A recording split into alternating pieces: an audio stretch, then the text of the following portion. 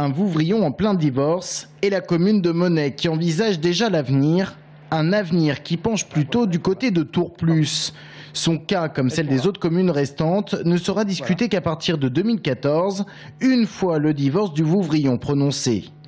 Mais où en est-on justement des projets de fusion des communautés de communes? Le projet de passer en Indre-et-Loire de 23 à 11 Comcom est aujourd'hui abandonné. Le choix est maintenant donné aux élus.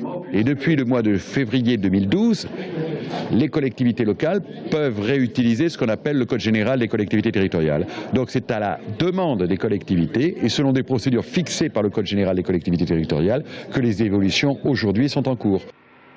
Autrement dit, retour au statut précédent. Mais la réforme avortée de Nicolas Sarkozy a au moins eu l'avantage de lancer le débat. Et des projets de fusion sont bien en cours. Dans l'Amboisie, avec un projet d'union du Val d'Amboise et des Deux-Rives. Les conseils municipaux sont actuellement en train de voter, mais aussi dans le Chinonnais, le projet le plus avancé. Chinon, Vienne et Loire pourraient regrouper 3 communautés de communes et il ne reste plus qu'à s'entendre sur les questions fiscales et le préfet a déjà été saisi.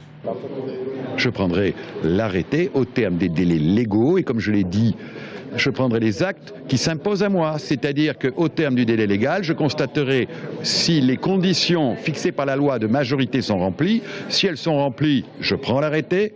Si elles ne sont pas remplies, je ne le prends pas. Mais ce n'est pas moi qui décide de la démarche. Mais ailleurs, rien d'autre. L'attentisme le plus total, à l'exception du Lochois.